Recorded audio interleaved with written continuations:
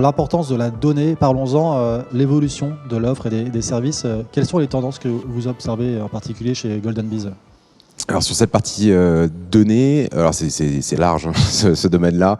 Peut-être que je peux prendre l'axe recrutement, marque employeur et études au sens large. En gros, on a vu une grosse tendance, c'est toujours d'actualité, l'affichage des salaires. Donc on parlait du fait que c'était pas le point le plus important, mais dans le cadre de la recherche d'emploi, ça fait partie des top 3 critères du candidat. Un point où aujourd'hui certains job boards agrégateurs type Indeed, Hello Work ont annoncé aux employés, enfin aux entreprises plutôt, qu'ils n'allaient plus prendre les offres qui n'ont pas d'emploi, pas de salaire. Et du coup, c'est parti principalement d'une loi aux États-Unis, dans certains États, qui va se démocratiser aux États-Unis. On sait que ça va arriver clairement en Europe, et du coup, on est sur de l'anticipation. Cette donnée est pas toujours fournie dans les offres d'emploi qu'on va récupérer. Notre métier, ça va être d'enrichir clairement ces offres d'emploi avec de la donnée. Ça va être d'identifier également sur toutes les offres d'emploi chez Golden Bees qu'on est capable de pousser, voir quels sont les mots-clés qui vont fonctionner et pourquoi pas enrichir ces mots-clés. Notre métier, c'est de pousser également de la publicité au final, de transformer une offre d'emploi en publicité ou de la marque employeur et la pousser sur la cible qui va bien. Donc ce côté enrichissement de la data est nécessaire pour donner aux candidats tous les éléments qui sont importants pour l'entreprise, pour le poste en question.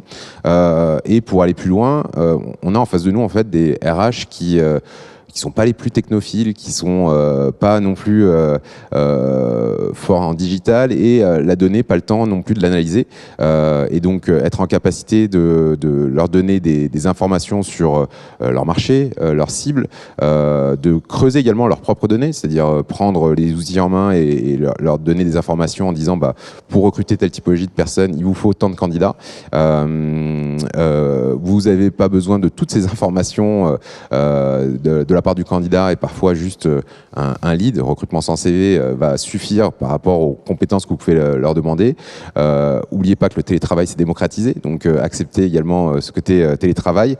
Donc toutes ces données sont importantes et assimilées de la part des recruteurs. Alors justement, en parlant de données, on va vous les afficher, mais 61% des salariés souhaitent plus de flexibilité. C'est ce qui est issu de notre étude auprès des professionnels RH. 86% des travailleurs franciliens souhaitent poursuivre et parfois ça peut atteindre les 100% dans certaines entreprises. Ton point de vue, Emmanuel?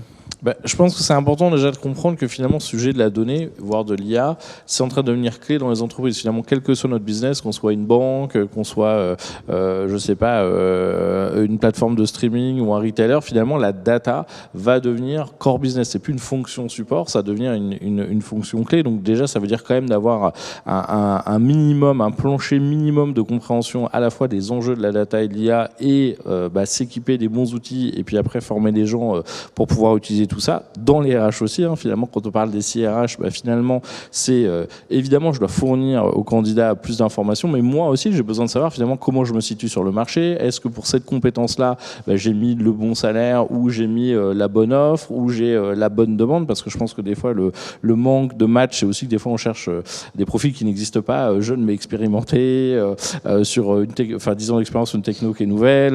Bientôt, on va demander 10 ans sur le métaverse. Ça va être un petit peu compliqué. Et puis, des fois, ça peut être des choses très simples. Quand on parle de data d'IA, c'est aussi de fluidifier, de simplifier les choses.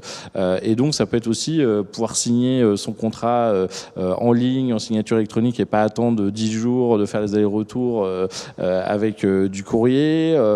C'est d'avoir les bons outils pour fluidifier les workflows. On parle de RPA pour automatiser certaines tâches. Mais on voit bien que demain, finalement, on a besoin d'experts data dans un coin, mais c'est aussi que tout le monde apprennent à utiliser cette data, à leverager cette data pour être plus efficace dans son job.